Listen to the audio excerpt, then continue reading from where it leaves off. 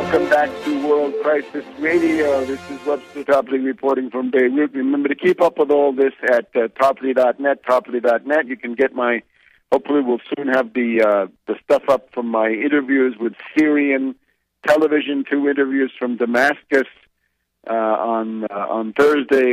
A couple of things. There's a press TV appearance at the press conference here in Beirut, and yet another short item on the Syrian correspondent here in Beirut. Now, one of the members of this interesting delegation that I've been traveling around with is Georges Marc, who is from Paris, France, and he has an interesting website called Media Libre that you can take a look at, especially if you can read French. And if you can read English, you ought to be able to read French. Not that different, especially in the area of sort of abstract political stuff. Give it a try.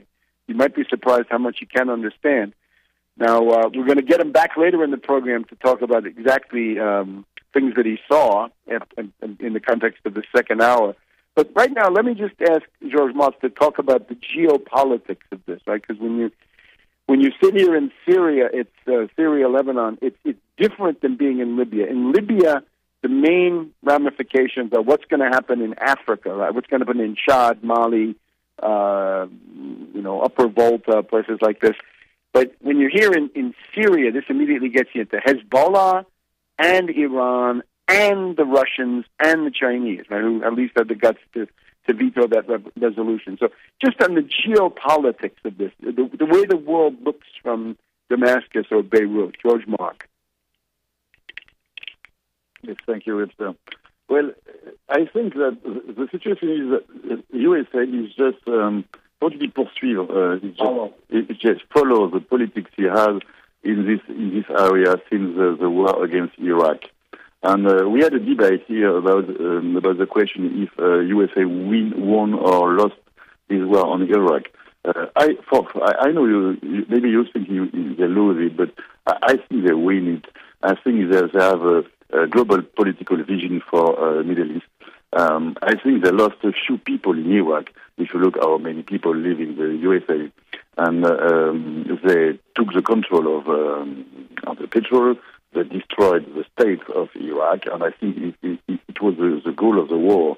And afterwards, they go twice in Iraq. Afterwards, they go to Afghanistan. They take the control of the petrol, lost also a few people. Afterwards, they go to Libya. They took also the control of petrol and destroyed the state. And now they're trying to do the same thing in Syria.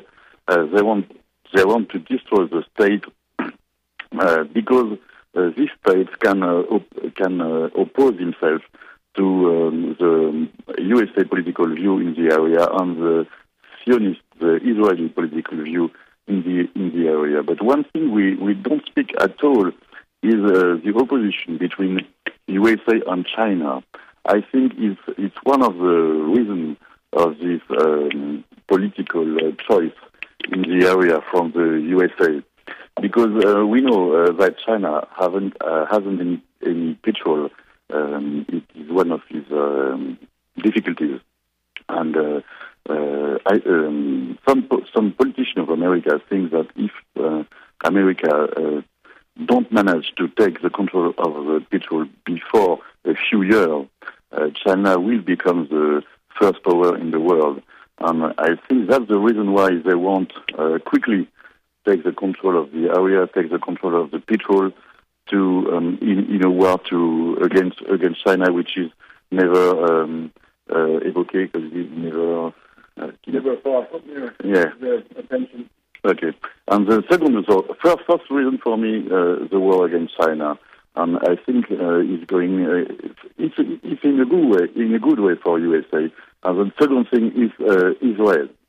One thing was very strong is the reaction of Israel about the Orange Revolution, the Arabic Revolution, because those revolutions are against Israel, most of them, and we think that some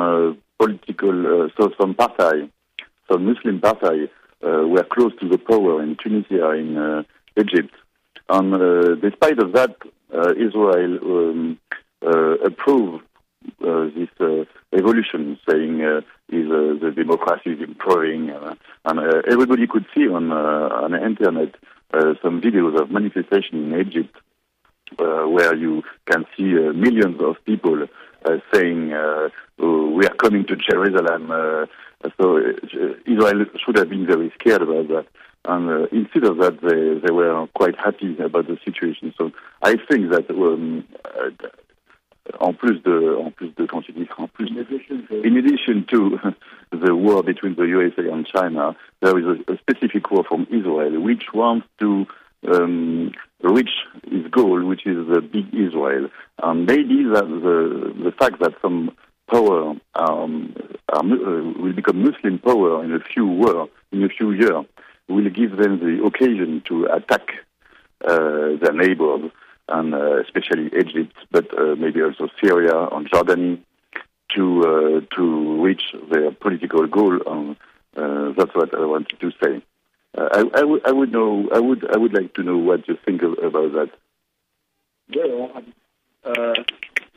certainly some of that makes a lot of sense. I would just say I think when you look at the question with Iraq, it's this has led to bankruptcy and internal political crisis, a further degeneration of the political situation and what have you. Although there is this obviously the Chinese angle is there. If you really the approach I would have, of course, to China is compete, right? Give them a peace race. Don't fall back on sabotaging everybody else's economic development, but push your own economic development forward. The New Deal shows this can be done, right? You want to have a peace race, you use your Lend-Lease methods, you use your New Deal methods, and away you go. So let me just ask George Mark, any last comments about what you've seen? Right? Any idea, where do you think this is going? Right? What's the future for this region? Well, what I think is that the situation is exactly the opposite of that situation which is described by media.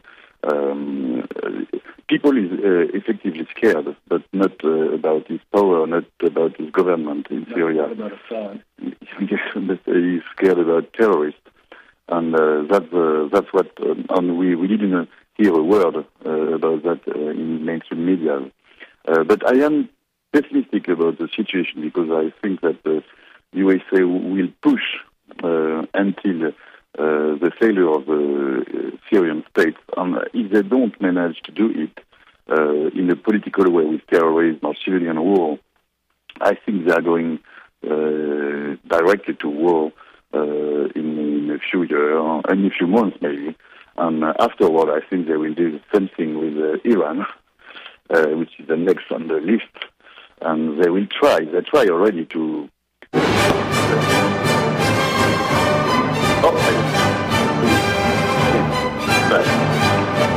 Okay, we'll be back in just a minute on World Crisis Radio.